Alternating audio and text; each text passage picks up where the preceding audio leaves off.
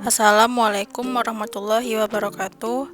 Perkenalkan, nama saya Fadila Zahra. Di sini saya akan menjelaskan mengenai jawaban dari UTS CRM.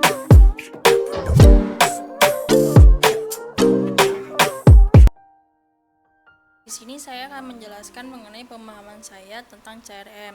CRM merupakan kepanjangan dari Customer Relationship Management. CRM merupakan strategi bisnis yang fokus pada pelanggan dengan memanfaatkan informasi dan juga komunikasi untuk membangun hubungan saling menguntungkan antara pelanggan dengan pemilik bisnis. Tujuan utama dari CRM ini adalah meningkatkan kepuasan pelanggan, dan tujuan akhirnya yaitu memaksimalkan keuntungan dan pendapatan. Implementasi CRM ke depan juga akan semakin banyak dilakukan, terutama disebabkan oleh persaingan antar perusahaan yang semakin ketat dan juga tuntutan konsumen yang semakin tinggi. CRM memiliki rumus yaitu ketepatan layanan ditambah teknologi ditambah kemudahan sama dengan kepuasan pelanggan. Sehingga rumus ini sangat perlu digunakan bagi perusahaan atau pemilik bisnis untuk membangun CRM. Contoh penerapan CRM. Yang pertama, CRM pada Gojek. Gojek menggunakan layanan aplikasi dan website, sehingga memudahkan pelanggan menggunakan layanan dan bertransaksi dapat di mana saja dan kapan saja. Yang kedua, CRM pada Telkom. Menerapkan aplikasi CRM. Yang pertama ada aplikasi Customer Value, memungkinkan pelanggan terlibat dalam proses peningkatan pelayanan. Dan yang kedua, aplikasi operasional, berperan dalam interaksi dengan pelanggan. Yang ketiga, aplikasi analistik, berperan dalam memahami kebutuhan pelanggan. CRM pada bank, bersifat automatic system dan customer touching. Nasabah cukup menggunakan layanan yang ada pada bank, seperti ATM, mobile banking, dan internet banking. Selanjutnya, peran penting dalam CRM yaitu orang, teknologi, dan proses, atau people, teknologi, dan prosedur. Yang pertama itu people atau orang. Orang meliputi cara berpikir orang tentang bagaimana melayani konsumen. Dalam proses melaksanakan CRM, maka peran karyawan sangat diperlukan dalam suatu organisasi atau perusahaan, sehingga perlu mengadakan pelatihan-pelatihan dan proses belajar yang membuat karyawan lebih siap dalam proses implementasi sistem. Yang kedua, yaitu teknologi.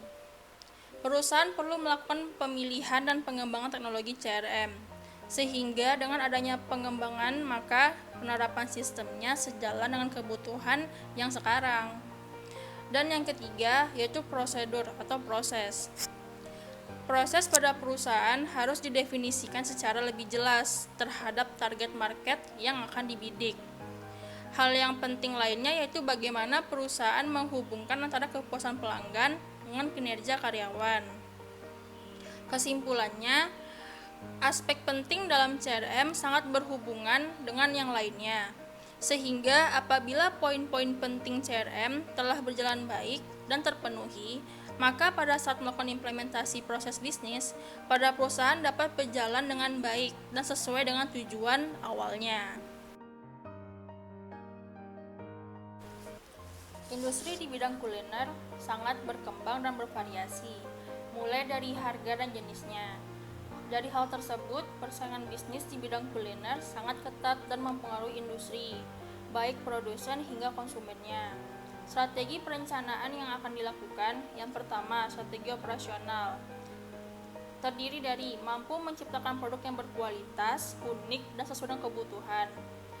Hal-hal yang perlu dilibatkan pada strategi operasional yaitu desain kemasan, standarisasi produk, membuat daftar menu, perencanaan SDM, dan perencanaan persediaan. Yang kedua ada strategi pemasaran atau marketing. Strategi ini merupakan strategi yang paling utama dalam memulai suatu usaha. Apa saja yang menjadi strategi pemasaran? Yang pertama ada analisa SWOT, yaitu strength atau kekuatan. Produk apa yang dihasilkan? Apakah produk yang akan kita hasilkan itu unik dan menarik minat masyarakat? Dan yang kedua ada weakness atau kelemahan. Bagaimana kita mengetahui kelemahan dari usaha kita? yaitu dengan melihat bagaimana pasar dan juga melihat bagaimana ketertarikan pelanggan pada usaha kita. Perlu adanya peningkatan kemampuan atau peningkatan dalam perusahaan apa yang menjadi kekurangan pada bisnis kuliner ini. Yang ketiga, opportunities atau peluang. Nah, untuk membangun sebuah usaha baru, maka perlu juga melihat peluang yang ada, misalnya kayak kebutuhan masyarakat atau enggak kebutuhan pasar bagaimana, atau enggak minat dan apa yang diinginkan masyarakat, sehingga itu menjadi hal yang utama dalam melakukan bisnis. Terus yang terakhir ada threats atau ancaman. Yang diperlukan adalah manajemen teknologi dan modal, memilih media promosi yang tepat. Media promosi sangat mudah untuk dilakukan, tidak menggunakan spanduk, tidak menggunakan kertas brosur, tetapi bisa menggunakan media sosial. Ini merupakan salah satu teknik promosi atau teknik marketing yang sangat membantu bagi usaha baru untuk melakukan promosi kepada pelanggan dan masyarakat. Yang ketiga, pelayanan konsumen yang optimal. Dan yang terakhir, strategi perencanaan yang diperlukan yaitu strategi keuangan atau finansial strategi. Yang diperlukan yaitu melihat laba rugi, melihat arus kas, melihat neraca, dan anggaran investasi peralatan. Itu strategi perencanaan yang diperlukan dalam membangun suatu usaha industri di bidang kuliner. Kegiatan fungsi dari CRM adalah mengenali pelanggan sehingga bisa memberikan perlakuan dengan benar kepada mereka, yang akhirnya hubungan bisa berjalan dengan baik. Tujuan memiliki database yaitu yang pertama mengenali pelanggan. Mengenal pelanggan adalah kunci untuk membina hubungan jangka panjang. Yang kedua, sebagai sumber informasi. Database CRM adalah dasar kerja strategi perangkat lunak dari CRM. Untuk bisnis apapun yang menggunakan CRM, database yang terkait dengan pelanggan sangat penting untuk mengetahui strategi dan taktik berbasis pelanggan. Database di CRM dibuat untuk mendukung semua bentuk CRM. Di bagian strategis, operasional, analitik, dan kolaborasi. Database CRM adalah kumpulan informasi yang berkaitan dengan pelanggan, yang berfokus pada sejarah penjualan, peluang terkini, dan peluang masa depan. Baiklah, pembahasan selanjutnya yaitu penerapan CRM baik secara online maupun offline. Contohnya yang pertama, Traveloka. Traveloka merupakan perusahaan yang menyediakan layanan pemesanan tiket pesawat dan hotel yang berfokus pada perjalanan domestik yang ada di Indonesia secara online. Di sini yang pertama, salah satu bentuk CRM-nya bagaimana cara Traveloka untuk mendapatkan pelanggan baru. Traveloka ini didirikan oleh Ferry Unardi pada tahun 2012. Traveloka memiliki tujuan awal yaitu mempermudah masyarakat dalam melakukan perjalanan dan pemesanan tiket pesawat. Cara Traveloka mendapatkan pelanggan yaitu gencar melakukan promosi dan marketing. Promosi pada jejaring sosial seperti website, Facebook, Twitter, dan lain-lain. Melakukan marketing di iklan di media televisi. Saat ini fokus dalam mencari pelanggan baru yaitu dengan mengkomunikasikan produk Traveloka melalui penayangan iklan di televisi. Yang kedua, cara Traveloka untuk membangun CRM yaitu meningkatkan hubungan dengan pelanggan yang telah ada.